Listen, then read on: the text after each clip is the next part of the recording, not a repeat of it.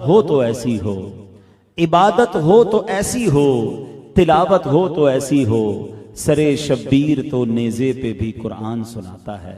मेरी मुराद इमाम आली मकाम, इमाम अर्श मकाम, इमाम हुसैन रदी अल्लाह तआला अन्हु से है कि करबला के मैदान में जब आपके सरे अनवर को शहीद किया गया और तलवार पर उस सर को उठाया गया, नेज़े पर उठाया गया, तो इमाम हुसैन के सर से कुरान की आवाज़ आ रही थी, आपके लबों से उस वक्त भी तिलावत जारी थी।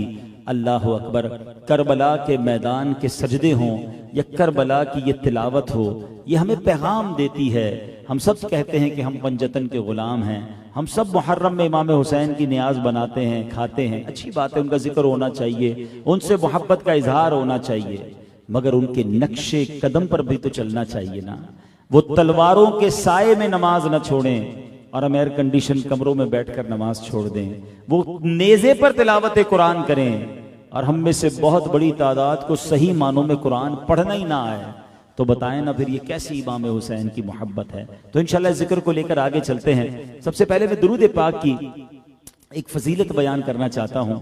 नबी पाक सल्लल्लाहु ताला अलैहि वसल्लम का फरमाने आली शान है, जिसका मजमून है कि जो कोई शख्स मुझ पर एक बार दुरूद पाक पढ़ता है, अल्लाह करीम उस पर अपनी 10 रहमतें नाजिल फरमाता है, उसके 10 गुनाहों को मिटा देता है और उसके 10 दर्जात को बुलंद फरमाता है। अब सोचिए, एक बार दुरूद पाक पढ़ना है, 10 गुनाह भी माफ हो जाएं, 10 नेकियां भी मिल जाएं, 10 दर्जे भी बुलंद हो जाएं, तो फिर बंदे को चाहिए कि जितना हो सके कसरत से दुरूद पाक पढ़ता रहे। नया साल भी आ गया है, नया इस्लामी साल शुरू हुआ है, तो इस साल एक नीयत ये भी कर लें कि अब रोज़ाना कसरत के साथ दुरूद पाक पढ़ेंगे। एक बार मोहब्बत के साथ बाआवाज़ बुलंद दुरूद पाक पढ़ लें। सल्लू अलल हबीब सल्लल्लाहु ताला अला मुहम्मद सल्लल्लाहु अलैहि वसल्लम।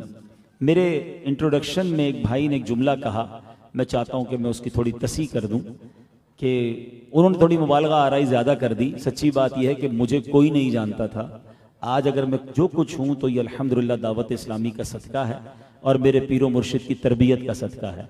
तो आज जो इज़्ज़त मिली है वो दावत इस्लामी की तरबियत की वजह से मिली है। अल्लाह हमारी दावत इस्लामी को और तरक्कियाँ अता फरमाए। अब हम आते हैं आज के मौजू की तरफ। चूँकि ये महीना हमें बहुत सारी यादें याद दिलाता है। बेसिकली अगर आप इस्लामी कैलेंडर पर नज़र दौड़ाएं ना, तो इस्लामी साल का आखिरी महीना जुल्हिज्जा और पहला महीना मुहर्रमुल हराम, ये दोनों हमें कोई पैगाम दे रहे हैं। Start of the year and end of the year, ये दोनों महीने हमें कुर्बानी का पैगाम देते हैं।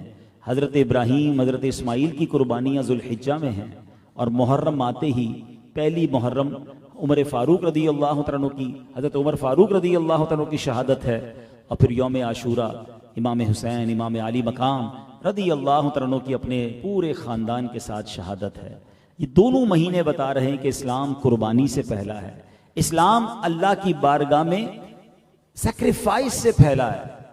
अब हम तो बड़े खुश नसीब हैं, हमें तो कोई कुर्बानी नहीं देनी पड़ी, मगर उन कुर्बानियों को याद तो करें ना। हम तो पैदा हुए मुसलमान घराने में, कान में पहली आवाज़ अजान की आ गई, नमाज पढ़ने में कोई प्रॉब्लम नहीं, कुरान पढ़ने में कोई इशू नहीं, मगर वो दिन याद करें कि जब सहाबा इकराम और नबी पाक इब्तिदाए इस्लाम में नमाज पढ़ने जाते तो लोग मारते थे, सजदा करने पर मारते थे, अजान देने पर मारते थे। तो हमें नज़ीम कुर्बानियों को याद रखना है और ये महीना हमें ख़ास तौर पे ये पैगाम देता है। सरकार दो आलम अलैहिस्सलातु वस्सलाम, अब नबी पाक अलैहिस्सलातु वस्सलाम ने अपनी ज़िंदगी कैसे गुजारी और अपनी फैमिली की तरबियत कैसे की, आइए कुछ इस बारे में, क्योंकि फैमिली के लोग बैठे हैं तो हमें इसमें कुछ सीखते हैं। पहले एक बात याद रखिए कि सरकार दो आलम अलैहिस्सलातु वस्सलाम आप वजह तख्लीक़े कायनात है। ज़रा स्टेटस और कैलिबर समझिएगा कि नबी पाक वो हैं कि जिनके सबब ये कायनात बनाई गई है। He is the reason of the all creation.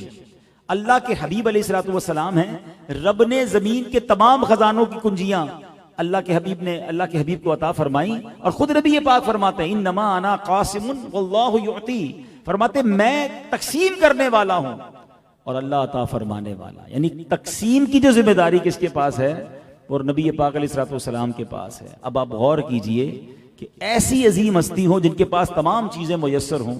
खुद फरमाते मैं चाहूं तो ये मक्के के पहाड़ मेरे साथ सोने चांदी के बनकर चलना शुरू हो जाएं।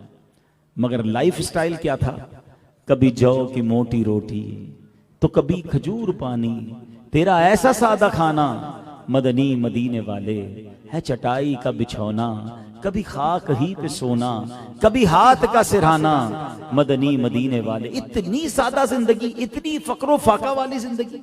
हदीसों में आता है प्यारे आका अलैहिस्सलाम के घर पर कई कई दिन चूल्हा ही नहीं जलता था, तो फिर क्या खाते थे? खजूर खा रहे हैं, पानी पर गुजारा है, जमीन पर सो रहे हैं, कभी चटाई पर सो रहे हैं। क्यों? जब सब कुछ था। अच्छा, सिर्फ एक तो अल्लाह की अताएं थी, बाकी साहबा कैसे कैसे थे? हजरत उस्मान गनी प्यारे आका के गुलाम, हजरत अब्दुल रहमान बिन औफ उस जमाने के बिलियनर। नबी ये पाक ने तो इशारा करना था ना, शानदार बिस्तर आ जाते, शानदार घर बन जाते, शानदार जनाब लाइफ स्टाइल हो जाता। मगर नबी ये पाक ने ऐसा लिबास पहना, बाज़ औक़ात के कपड़ों में पैवन थे। इसके बारे में उलमा ने डिबेट की कि वाह, क्यों प्यारे आका ने इतनी आसान, इतनी सादा, इतनी फक्रो फाका वाली जिंदगी क्यों गुजारी? तो उलमा कहते हैं इसकी वजह यह है कि नबी ये पाक को ये मालूम था कि मेरी उम्मत में कसरत से गुरबा होंगे, गरीब होंगे। अगर मैं शाहाना लाइफ स्टाइल अपनाऊंगा, महंगे कपड़े, महंगे खाने, महंगी खुशबू, महंगी सवारी, तो गरीब उम्मती सुन्नत पर अमल कैसे करेगा? सारी जिंदगी गरीब तो ये सोचता रहेगा नबी ये पाक की सुन्नत तो हिरन का गोश्त खाना है, मैं तो खा नहीं सकता। प्यारे आका ने रेशम के लिबास पहने, मैं पहन नहीं सकता। नबी ये पाक का घर बड़ा आलीशान, मेरी झोपड़ी। प्यारे आका महंगी सवारियों पर घूमते रहे, मैं पैदल चलने वाला। वो तो डिमोरलाइज हो जाता। अल्लाह के नबी ने अपने गरीब उम्मतियों का ख्याल करके लाइफ स्टाइल ही ऐसा अपना दिया कि सारे गरीब उम्मती गुर्बत में भी हों तो खुश रहें, कि यही तो नबी का तरीका है। सादा ग़िज़ाएं थी, चटाई का बिछोना है, बल्कि शायद आजकल के गरीब भी उससे अच्छी जिंदगी गुजारते हैं बज़ाहिर, कंपैरेटिवली, जो नबी पाक अलैहिस्सलाम ने जिस गुर्बत के साथ गुजारी। और फिर अमीर भी चाहे तो सादगी इख्तियार करके वो भी सुन्नत पर अमल कर लेगा। अच्छा, फिर नबी पाक अलैहिस्सलाम ने अपने ऊपर तो डेलिबरेटली, देखें एक बात समझिएगा, एक है कि किसी के पास है ही कुछ नहीं, गुर्बत है तो बेचारा सादा रह रहा है, मजबूर है। नबी ये पाक के साथ ऐसा नहीं था। आपके पास सारी चीजों का इख्तियार होने के बावजूद डेलिबरेटली, इख्तियारी, मेरे आका अलैहिस्सलाम ने ये सादा जिंदगी गुजारी, ताकि अगर उम्मती कभी तकलीफ में आए तो उसे गम ना हो और हिम्मत में रहे कि सरकार दो आलम अलैहिस्सलाम ने कैसी जिंदगी गुजारी। अच्छा, फिर अपने बच्चों की तरबियत कैसी की? बीबी फातिमा खातून जन्नत रदी अल्लाह तआला अन्हा, नबी ये पाक के जिगर का टुकड़ा थी। आका फरमाते मैं फातिमा से हूं, फातिमा मुझसे है। और हदीस में मजमून मिलता है कि बीबी फातिमा जैसा नबी पाक का हम शक्ल और कोई नहीं था। चाल में, ढाल में, शबाहत में बिल्कुल नबी पाक की आप कहें तो कॉपी हैं। और प्यारे आका मोहब्बत कैसी करते कि बीबी फातिमा के पास नबी पाक आते तो बीबी फातिमा खड़ी हो जाती, प्यारे आका का हाथ चूमकर इस्तकबाल करती, अपनी जगह बिठाती। और नबी पाक के पास जब बीबी फातिमा रदी अल्लाह तआला अन्हा आती तो नबी पाक खड़े होकर अपनी बेटी का इस्तकबाल किया करते। ये दर्स दिया जा रहा है कि बेटियों के साथ सलूक कैसा होना चाहिए। आज फैमिली के लोग बैठे हैं, आज हमारे घरों में लड़ाइयां हो जाती हैं कि 3 बेटियां हो गई, बेटा नहीं हो रहा। बेटी के पैदा होने पर जनाब मुंह बन जाते हैं कुछ लोगों के। अल्लाह अकबर। याद रखिए, सरकार दो आलम अलैहिस्सलाम ने फरमाया बेटियों को बुरा न कहो, बेशक मैं भी बेटियों वाला हूं। कितनी प्यारी हदीस है। एक जगह फरमाया नबी पाक अलैहिस्सलाम ने कि जिसकी 3 बेटियां हों और उनके साथ अच्छा सलूक करे, अच्छी तरबियत करे, हदीस पाक का खुलासा है उस पर जन्नत वाजिब हो जाती है। एक सहाबी रसूल ने अर्ज किया, या रसूलल्लाह, अगर किसी की 2 बेटियां हों? अल्लाह के नबी फरमाते 2 बेटियां हों फिर भी जन्नत वाजिब हो जाती है। आए हाय, सहाबा के कितने प्यारे सवाल होते थे। एक सहाबी कहते हैं हुजूर अगर 1 बेटी हो? मेरे आका ने फरमाया 1 बेटी हो फिर भी जन्नत वाजिब हो जाती है। बेटियां तो जन्नत का टिकट है, तो बेटी के पैदा होने पर गमज़दा होना कैसा? और नबी पाक ने अपने अंदाज से बताया कि बेटियों को किस प्यार और मोहब्बत के साथ तरबियत करनी है। तरबियत का लेवल देखें। अब मेरी बहनें जरा गौर से सुने।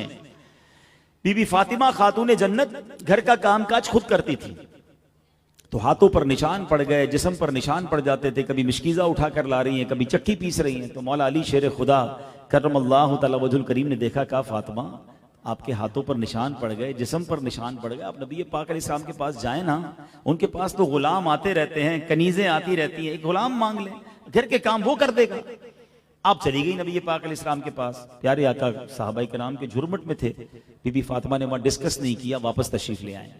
नबी पाक अलैहिस्सलाम शाम बीबी फातिमा रदी अल्लाह तआला के घर तशरीफ लाए। फरमाया फातिमा तुम मेरे पास आई थी, क्या बात थी? कहा हुजूर घर के कामकाज करती हूँ, हाथ में निशान पड़ जाते हैं, कोई खादिम या कोई कनीज अता फरमा दें। अल्लाह अकबर। बंदा खुद पर तो मुश्किल बर्दाश्त कर लेता है, बच्चों के तो लाड उठाता है। और वाह, प्यारे आका के जिगर का टुकड़ा है बीबी फातिमा। मगर लेवल ऑफ तरबियत देखें, नबी पाक अलैहिस्सलाम फरमाते हैं, फातिमा घर के कामकाज अपने हाथ से किया करो, थक जाओ तो 33 बार सुभान अल्लाह, 33 बार अल्हम्दुलिल्लाह और 34 बार अल्लाह अकबर पढ़ लिया करो, ये तुम्हारी थकन को दूर कर देंगे। अल्लाह अकबर। हर नमाज के बाद पढ़ते हैं ना ये तस्बीह, क्या कहते हैं इसको? तस्बीह है फातिमा। ये कैसे मिली, इसका बैकग्राउंड क्या था ये तो समझें। ये तस्बीह फातिमा ऐसे मिली थी कि बीबी फातिमा तो गुलाम मांगने गई थी और नबी पाक ने तरबियत कैसी फरमाई कि गुलाम और कनीज न दी, बल्कि तस्बीह फातिमा अता फरमाई और इरशाद क्या फरमाया, अपने घर के कामकाज खुद किया करो। आज हमारी बहनें सोचें कि अगर हमारे घर में किसी चीज की कमी पड़ जाए, कोई जनाब हमारी चीजें कम हो जाएं, हमारी पसंद की चीजें नहीं आती, तो घर में टेंशन क्रिएट कर देते हैं। मगर अल्लाह के हबीब अलैहिस्सलाम अपनी लाडली शहजादी की तरबियत कैसे कर रहे हैं। हमारी बहनों को भी सब्र के साथ जिंदगी गुजारनी चाहिए। अगर किसी वजह से कोई कमी है तो अपने शौहर पर, अपने भाई पर, अपने वालिद पर वो प्रेशर ना डालें जिससे वो भी डिमोरलाइज हो जाएं। और बाज़ औक़ात हमने देखा कि घर के प्रेशर की वजह से बंदा गलत कामों में पड़ जाता है और बाज़ औक़ात कोई बड़ी मुसीबत घर आ जाती है। पहले के घर ख़वातीन पता है कैसी होती थी कि मर्द घर से बाहर जाता था तो कहती थी, हमें हराम मत खिलाना, हलाल ही लाना, चाहे थोड़ा लाना, हम जहन्नम की आग में नहीं जाना चाहते। और आज औरतें क्या कहती हैं, जो भी करना हो करो, मेरा सोने का सेट पक्का होना चाहिए, मैंने ये चीज लेनी है, मुझे ये चीज तुमने दिलानी, कहीं से भी लेकर आओ। खुदारा ये ना करें, मुश्किल वक्त में एक दूसरे का साथ दें। और यही खातून जन्नत रदी अल्लाह तआला की सीरत से हमें सीखने को मिलता है। हसनैन करीमैन की बात करें, क्या बात है। ये पंजतन पाक ये घराना कैसा है। आला हज़रत कहते हैं ना, क्या बात रजा उस चमनिस्तान करम की, ज़हरा है कली जिसमें हुसैन और हसन फूल। ये दोनों हसनैन करीमैन कैसे नबी पाक की आंखों के तारे थे। प्यारे आका फरमाते हैं कि ये दोनों मेरे फूल हैं, ये दोनों जन्नती नौजवानों के सरदार हैं। अल्लाह अकबर। नबी पाक ने फूलों की तरह सूंघा करते थे। इमाम हसन एक बार नबी पाक के कांधे पर सवारी कर रहे हैं तो एक साहबी कहते हैं कि बेटा तुम्हारी सवारी कितनी अच्छी है। प्यारे आका अलैहिस्सलाम फरमाते ये भी तो कहो ना कि सवार कितना अच्छा है। क्या प्यार था। नबी पाक सजदे में होते, कभी इमाम हुसैन या इमाम हसन कांधों पर बैठ जाते, प्यारे आका सजदा तवील फरमाते और सज नमाज के बाद सीने से लगा लिया करते। एक साहबी कहते हैं हुजूर आप इनको चूमते हैं, सीने से लगाते हैं, हम तो नहीं चूमते। आका ने फरमाया अगर तुम्हारे दिल में अल्लाह ने रहम नहीं डाला तो ये तुम्हारा मसला है। हदीस का खुलासा है, जो रहम नहीं करता उस पर रहम नहीं किया जाता। हजरत उमर फारूक रदी अल्लाह तआला अन्हु ने एक बार एक बंदे को गवर्नरी अता फरमाई। इस्लाम देखे बच्चों के साथ कैसा बर्ताव का सलूक करने का में इरशाद फरमाता है। इमाम हजरत उमर फारूक ने एक बंदे को गवर्नरी का परवाना दिया। अब ये वो गवर्नर, नया होने वाला गवर्नर हजरत उमर फारूक के पास आया हुआ था। तो हुआ ये कि एक बच्चा दौड़ता हुआ आया, हजरत उमर ने उसे प्यार दिया, सीने से लगाया, बोसा दिया। तो कहता है आप बच्चों को चूमते हैं, मैं तो बच्चों को नहीं चूमता। आपने फरमाया इससे गवर्नरी वापस ले लो। जो बच्चों पे प्यार नहीं करता वो रियाया से क्या प्यार करेगा। ये है मेरा दीन, ये है मेरे दीन की तरबियत कि अपनी फैमिली के साथ, अपने बच्चों के साथ मोहब्बत भरा बर्ताव। बाज़ औक़ात हम बाहर तो बड़े मोहब्बत वाले होते हैं, घर वालों पर सख्त हो जाते हैं। नहीं, इस्लाम अपनी फैमिली पर सबसे ज्यादा हुस्न सलूक के साथ पेश आने का हमें दर्स देता है। सरकार दो आलम अलैहिस्सलाम की वो तारीखी हदीस, अल्लाह के हबीब फरमाते खैरुकुम खैरुकुम लि अहलिही व अना खैरुकुम लि अहली। आका फरमाते तुम में बेहतरीन वो है जो अपने घर वालों के साथ बेहतरीन है, और सुन लो मैं तुम सबसे ज्यादा अपने घर वालों के साथ बेहतरीन हूं। नबी पाक ने प्रैक्टिकली लाइफ पेश की कि ज़ौजा के साथ कैसे हैं, नवासों के साथ कैसे हैं, बेटी के साथ कैसे हैं। तो काश हम प्यारे आका की इस मुबारक सीरत से हम अपनी फैमिली लाइफ को इंप्रूव करें, सबके साथ मोहब्बत से पेश आएं। और बच्चों की जहां बात चल रही है, सुभान अल्लाह, देखिए मेरा दीन कितना प्यारा है। अल्लाह के हबीब अलैहिस्सलातु वस्सलाम फरमाते हैं बेशक जन्नत में एक घर है जिसे दारुल फराह कहा जाता है।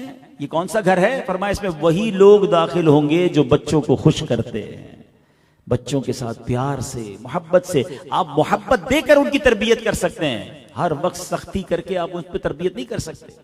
बहरहाल हसनैन करीमैन की बात हो रही है तो कैसा मुबारक घराना है कि इमाम हुसैन रदी अल्लाह तआला अन्हु जब बचपन में नबी पाक की गोद में बैठे थे ना, तो प्यारे आका के अपने शहजादे हजरत इब्राहिम भी गोद में हैं और इमाम हुसैन भी गोद में हैं।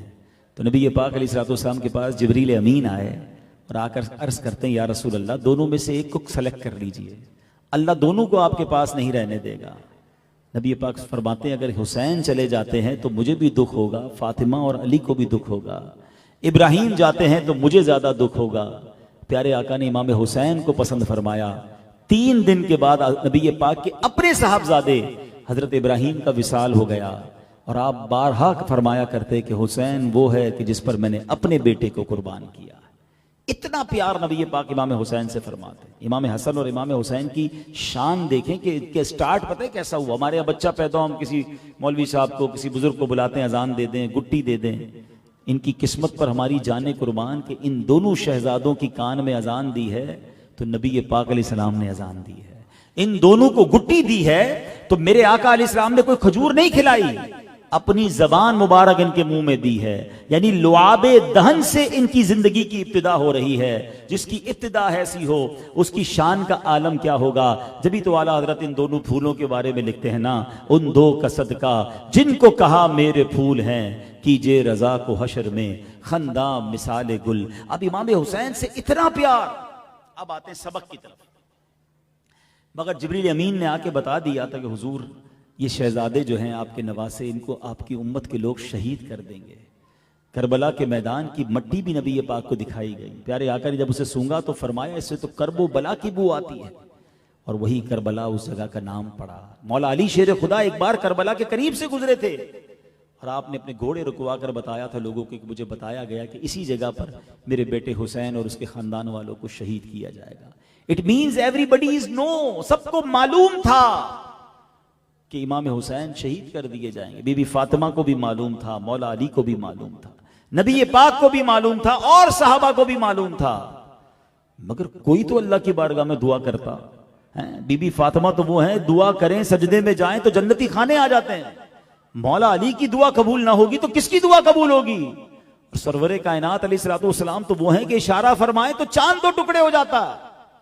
ये भी तो अल्लाह की बारगाह में अर्ज कर सकते थे ना, मौला हमारे बेटे नवासे हुसैन पर ये आफत ना आए, इसकी गर्दन पर खंजर ना चलाया जाए। किसी ने दुआ ना की, क्यों? ये बड़ा क्वेश्चन है। जब मालूम था तो दुआ क्यों ना की? क्योंकि सब जानते थे कि ये एक इम्तिहान है और हमें ये इम्तिहान देना है। इस इम्तिहान के लिए बच्चे को पाला जा रहा था, भागे नहीं इम्तिहान से। ज़बां पर शिकवे रंजो अलम लाया नहीं करते, नबी के नाम लेवा गम से घबराया नहीं करते। ये करबला का वाकया और इमाम हुसैन की शहादत पुकार पुकार कर बता रही है कि ये सब इम्तिहान के लिए रेडी थे। आज हम पर छोटी सी आजमाइश कारोबार में आ जाए, जान में आ जाए, फैमिली में आ जाए, कोई भी प्रॉब्लम आ जाए, हम शिकवे शिकायत कंप्लेन शुरू करते हैं। अल्लाह की बारगाह में सब्र नहीं करते और अल्लाह से मदद नहीं मांगते। ना करें ऐसा। हम इंसान हैं, दुनिया में आए हैं तो मुसीबतें आनी हैं। ये दुनिया, याद रख लें, जुमला याद कर लें, जिंदगी की गाड़ी मसाइल के पहियों पर ही चलती है। अब अक्लमंद वो है जो मसाइल आए तो ज्यादा घबराए ना कि मेरी लाइफ का ये पार्ट है। और ये अल्लाह ने कुरान में इरशाद फरमा दिया ना, वलनबलुवन्नकुम बिशैइन मिनल खौफी वल जूई व नक्सिम मिनल अम्वाल। हम करीब तुम्हें आजमाएंगे। अनाउंसमेंट है कुरान में और लिस्ट भी बता दी है कि एग्जामिनेशन में क्या क्या होगा।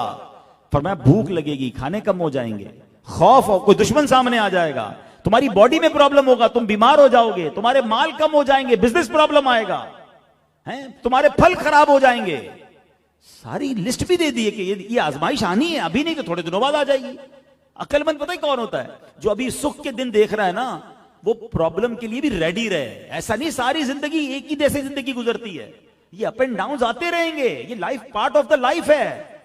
मगर आगे कुरान ने क्या कहा? वबश्शिरिस साबिरीन, खुशखबरी है सब्र वालों के लिए। अल्लज़ीना इज़ा असाबतहुम मुसीबा क़ालू इन्ना लिल्लाहि व इन्ना इलैहि राजिऊन, कि जब उन पर मुसीबत आती है, मुश्किल आती है, वो कहते हैं अल्लाह ही का माल है, अल्लाह ही की तरफ लौट जाना है। तो इमाम हुसैन से सब्र सीखो, पंजतन पाक से सब्र सीखना है। और अब आते हैं सहाबा किराम की तरफ। एक बड़ा प्रॉब्लम है आज के दौर में, हैं? कुछ लोग बात करते हैं तो सिर्फ अहले बैत की बात करते हैं, सहाबा के खिलाफ बातें करते हैं।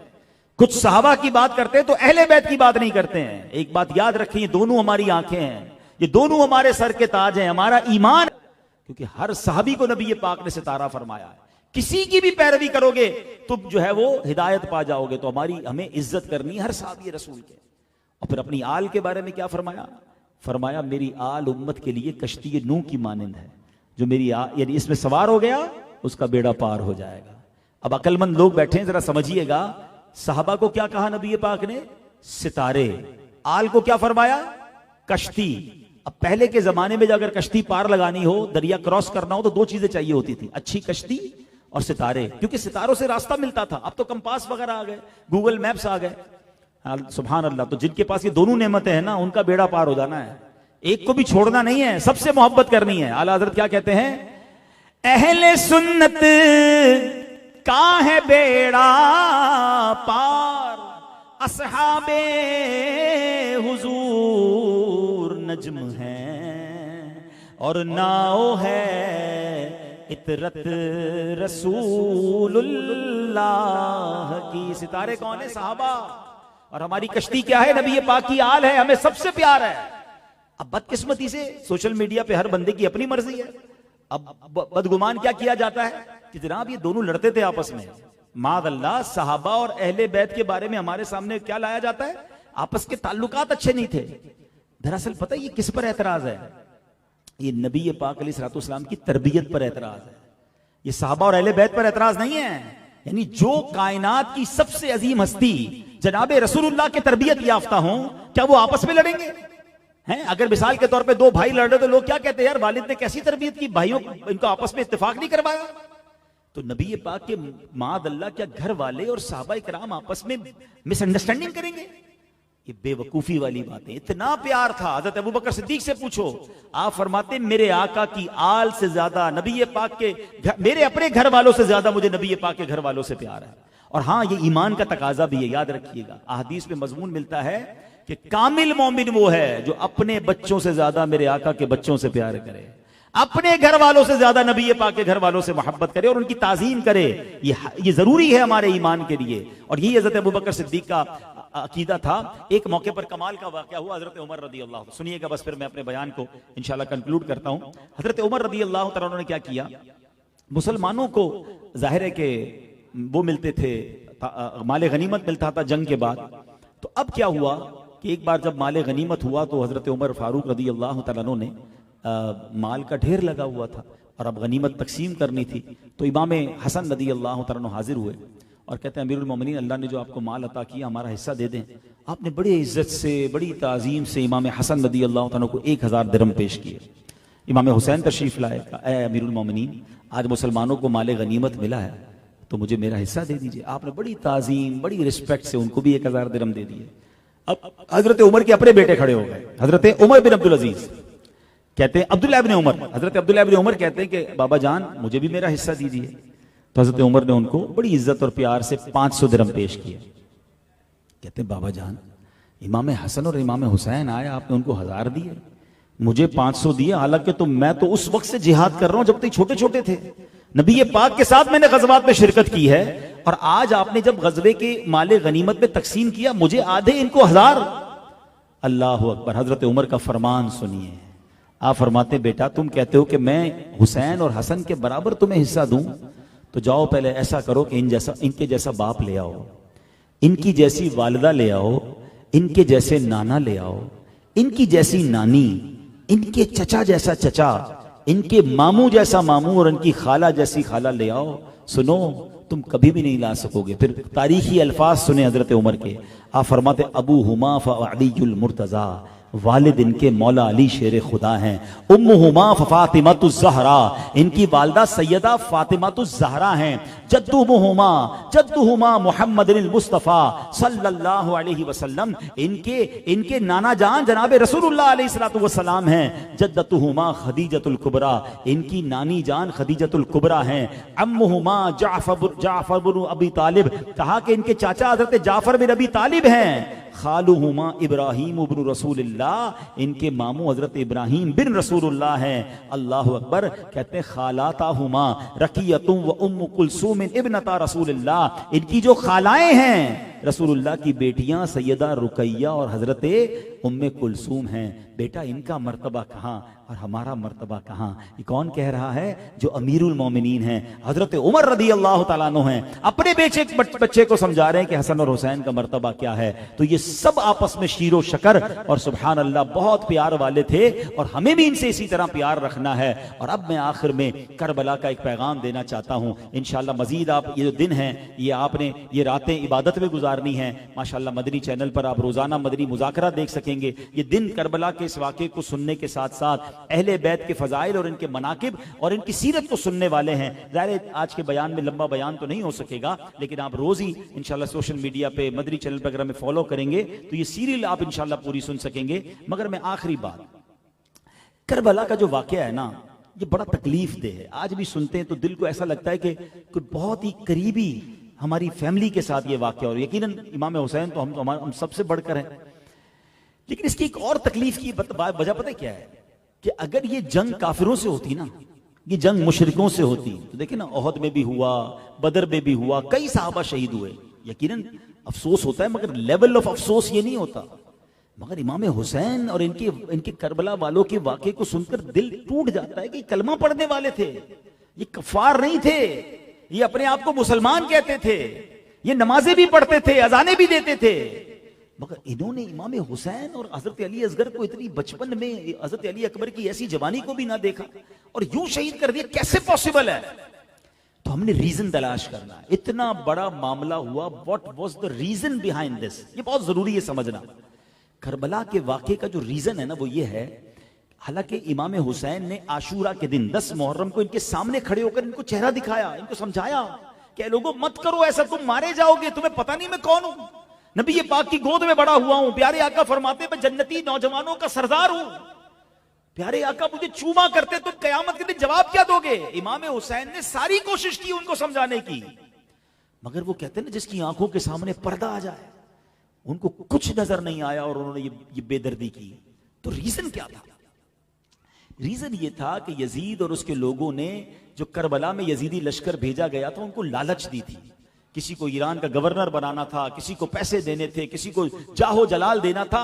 पैसों के, इक्तदार के, औरतों के लालच ने उनकी आंखों पर ऐसा पर्दा डाला कि उन्होंने वो कर दिया जो आज पूरी इंसानियत हैरान है कि ये कैसे कोई कर सकता है। अच्छा, मैं अब आपको आज की एग्जाम्पल के जरिए समझाता हूं। आज भी ऐसे जुर्म हो रहे हैं कि हम सुनते हैं तो हमारा दिमाग से जवाब ये आता है कि इंसान तो नहीं कर सकता। क्या आप नहीं पढ़ते अखबार में 3 साल की बच्ची के साथ क्या हो गया, 4 साल के बच्चे के साथ क्या हो गया? थोड़े दिनों पहले हमने पढ़ा अखबार में, एक दोस्त ने दूसरे दोस्त को आग में डालकर गाड़ी में जला दिया, ये बच्चे ने मां को मार दिया। क्या ये वाकयात आप नहीं पढ़ते? अच्छा, पढ़ते ही आप क्या कहते हैं? इंसान नहीं हो सकता। इंसान था हजरत, मुसलमान कहलाने वाला था, कलमा भी पढ़ता था। फिर क्या हुआ? देखो, बीमारी नहीं पकड़ोगे तो हम नहीं बचेंगे।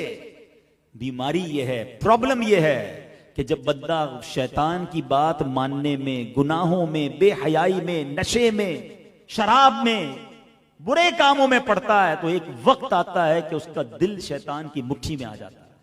अब शैतान उससे वो काम करवाता है जिसका तसव्वुर भी नहीं किया जा सकता।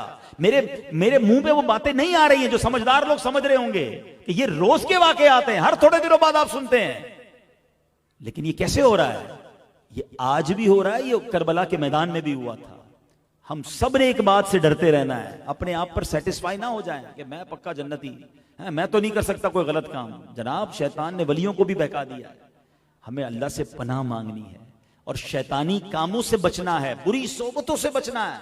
हदीस पाक का खुलासा है, जब बंदा एक गुनाह करता है उसके दिल पर एक काला नुक्ता हो जाता है, दूसरा करता है फिर काला नुक्ता हो जाता है, मुसलसल गुनाह करता रहता है, पूरा दिल ही सिया हो जाता है और फिर उस पर कोई हिदायत की बात असर नहीं करती। गुनाह हो जाए फौरन तौबा करें, गुनाह हो जाए फिर नेकी करें, अच्छे माहौल में रहें, नमाजों की पाबंदी करें, वरना कहीं ऐसा ना हो कि ये बुरी संगतें, बुरी महफिलें हमसे या हमारे बच्चों से कोई ऐसा काम करवा दें कि हम दुनिया को मुंह दिखाने जैसे ना रहे। अरे दुनिया तो बात की बात है, अल्लाह की बारगाह में कैसे पेश होंगे? और ऐसे वाकयात हो रहे हैं, माँ बाप हैरान हो जाते हैं कि मेरे बच्चे ने ये कर दिया। तुमने बच्चे को देखा कब था? उस पर तवज्जो कब दी थी? वो कहां जाता है, कहां आता है, रातें कहां गुजर रही हैं, पैसे कहां खर्च हो रहे हैं, नोबडी केयर्स। मगर याद रखिए, एक वक्त आता है, एक लिमिट है गुनाह बुराइयों की, कि उसके बाद वो गुनाह शैतान करवाता है कि इंसान तसव्वुर भी नहीं कर सकता, और हमारे सामने ये वाकयात हो रहे हैं। और यही रीजन था कि पैसे के लालच ने, इक़्तिदार के लालच ने, यजीदियों ने वो काम कर दिया कि कयामत तक उन पर लानत बरस रही है। दुनिया में कोई नाम लेने वाला नहीं यजीदियों का, सारे करबला वाले शहीद हो गए ना इमाम ज़ैनुल आबिदीन के अलावा, मगर आज भी दिलों पर हुकूमत है तो इमाम हुसैन की है। कौन नाम लेने वाला यजीदियों का? तो पता चला कि तादाद का कोई कमाल नहीं होता, अल्लाह की बारगाह में मकबूलियत का कमाल होता है। कत्ले हुसैन असल में मर्गे यजीद है, इस्लाम जिंदा होता है हर करबला के बाद। अल्लाह पाक करबला वालों के मज़ारात पर करोड़ों रहमतों की बारिश नाजिल फरमाए, उनके सदके हमारे गुनाह मुआफ फरमाए, और हमें भी हुसैनी तरीके पर जिंदगी गुजारने की तौफीक अता फरमाए, यजीदी तरीके से बचाए। अब यजीदी तरीका क्या है? करबला में दोनों खैमे लगे थे ना, हुसैनी खैमों में नमाज थी, तिलावत थी, दुआएं थी, और यजीदी खैमों में नाच गाने थे, शराब थी, बेहयाई थी। अपनी रातें चेक कर लीजिए ना, हमारी रातें नमाज के साथ हैं, तिलावत के साथ हैं, या दुआओं के साथ हैं, या बेहयाई के साथ हैं, फिल्मों गानों के साथ हैं, कुछ लोगों की शराब के साथ हैं। बताओ फिर कौन हुसैनी तरीके पर है और कौन यजीदी तरीके पर है? हम सब ने क़यामत के दिन इमाम हुसैन से मुलाकात करनी है, याद रखिएगा इंशाअल्लाह। बल्कि दुआ है हमारी उनसे मुलाकात भी हो और उनके पीछे जन्नत में जाए ना, तो कुछ लेकर भी तो जाए ना। इमाम हुसैन को क्या मुंह दिखाएंगे? अगर उन्होंने पूछ लिया कि जिंदगी तो यजीदी तरीके पर गुजार के आए, तो जिंदगी हुसैनी तरीके पर गुजारें, अल्लाह की रिजा वाली गुजारें। वो सजदा याद रखिएगा जो करबला के मैदान में हुआ था, जब नमाज कजा करने को जी चाहे ना, तो ए पंजतन के मानने वालों, ए इमाम हुसैन को अपना इमाम मानने वालों, वो सजदा याद करना कि वो करबला के मैदान में उन्होंने सजदा ना छोड़ा और मैं आज फजर कजा कर रहा हूँ, मेरी नमाजें कजा हो रही हैं। वो तिलावत कुरान याद रखना जो इमाम हुसैन नेज़े पर तिलावत सुना रहे हैं। अल्लाह करे कि हम भी रोज कुछ ना कुछ कुरान पढ़ने वाले बन जाए। अल्लाह मुझे भी बाअमल बना दे, आपको भी बाअमल बनाए। ऐसी प्यारी बातें हमें दावत इस्लामी के माहौल में सिखाई जाती है। जैसा मैंने कहा कि इन दिनों माशाअल्लाह रोजाना ही मदनी चैनल पर मदनी मुज़ाकरे हो रहे हैं, शानदार बयानात हो रहे हैं, आप फॉलो कीजिए, हो सके तो फैज़ान मदीना तशरीफ लाएं। सोशल मीडिया अकाउंट्स पर हमारी वेब सीरीज, अल्हम्दुलिल्लाह मैंने एक वेब सीरीज की है, अगर आप देखना चाहें दावत इस्लामी के यूट्यूब चैनल पर रोज उसकी एक एपिसोड आ रही है, जिसमें 10 दिन आप अहले बैत के शानदार फजाइल सुनेंगे। उम्महातुल मोमिनीन का जिक्र है, इमाम हसन, इमाम हुसैन, मौला अली, बीबी फातिमा, और फिर करबला का वाकया। 18-20 मिनट्स की एपिसोड है, आप खुद भी सुने, अपने बच्चों को भी सुनाएं, ताकि ये पैगाम बाकी रहे। वरना आगे जाकर ऐसा हो जाएगा कि शायद बच्चों से पूछेंगे मुहर्रम क्या है, तो क्या खुचरा पकाने का कोई त्यौहार आता है, लगता है कोई सबीले वगैरह लगती हैं, कोई इवेंट है मुसलमानों का, उनको ये दास्तान ही नहीं पता होगी कि कितनी बड़ी कुर्बानी दी गई। तो इसको रिवाइव करें, खुद भी जिक्र करें, बच्चों को भी सुनाएं। अल्लाह पाक हम सबको अमल करने की तौफीक अता फरमाए। आखिर में एक बार फिर मैं दुआ गो भी हूँ, मुबारकबाद भी देता हूँ हसन भाई के, हाफिज हसन के घर वालों को, कि अल्लाह करीम इस बच्चे को मरते दम तक हाफिज कुरान बनाए रखे, कुरान का बेहतरीन आमिल बनाए, और इसको दीन का अजीम मुबल्लिग भी बनाए। हमारे बच्चों को भी रब्बे करीम नेक बनाए, आमीन बिजाहिन नबी अमीन सल्लल्लाहु तआला अलैहि वसल्लम। अल्हम्दुलिल्लाहि रब्बिल आलमीन वस्सलातु वस्सलामु अला खातिमिन नबिय्यीन। अल्लाहुम्मा रब्बना आतिना फिद दुनिया हसनतन व फिल आखिरति हसनतन व क़िना अज़ाबन नार। मेरे मौला हम सब का जमा होना अपनी बारगाह में कबूल फरमा, हम सब के तमाम सगीरा कबीरा गुनाहों को माफ़ फरमा, हमारी, हमारे माँ बाप की, नबी पाक अलैहिस्सलातु वस्सलाम की, सारी उम्मत की बख्शिश फरमा। ए करीम, आज जो यहाँ हिफ्ज़ कुरान की महफिल हुई है उसको अपने दरबार में कबूल फरमा। हसन, हाफिज हसन को ए अल्लाह हाफिज बाअमल बना दे। ख़त्म कुरान की महफिल में दुआएं कबूल होती हैं, ए अल्लाह आज हम सब की दुआएं कबूल फरमा, और हमें जल्दी जल्दी हरमैन तय्यबैन की बाद अब हाज़री नसीब फरमा। रब्बना तक़ब्बल मिन्ना इन्नका अंतस समीउल अलीम व तुब अलैना या मौलाना इन्नका अंतत तव्वाबुर रहीम व उफ़व्विदु अम्री इलल्लाह इन्नल्लाह बसीरुम बिल इबाद ला इलाहा इल्ला अंत सुब्हानका इन्नी कुन्तु मिनज़ ज़ालिमीन व सल्लल्लाहु तआला अला खैरि खल्क़िही मुहम्मदिन व आलिही व सहबिही अजमईन बिरहमतिका या अरहमर राहिमीन। दुआ शाद मुस्तफा जाने रहमत पेला हो सलाम, शम्अ बज़ में हिदायत पेला हो सलाम। जिस सुहानी घड़ी चमका तैबा का चाँद, उस दिल अफरोज साथ पे लाखों सलाम। या रसूल अल्लाह सलामुन अलैहि, या हबीब अल्लाह सलामुन अलैहि। जिनको धोखे से कूफा बुलाया गया, जिनको बैठे बैठाए सताया गया, जिनके बच्चों को प्यासा रुलाया गया, जिनकी गर्दन पे खंजर चलाया गया, उस हुसैन इब्ने हैदर पे लाखों सलाम।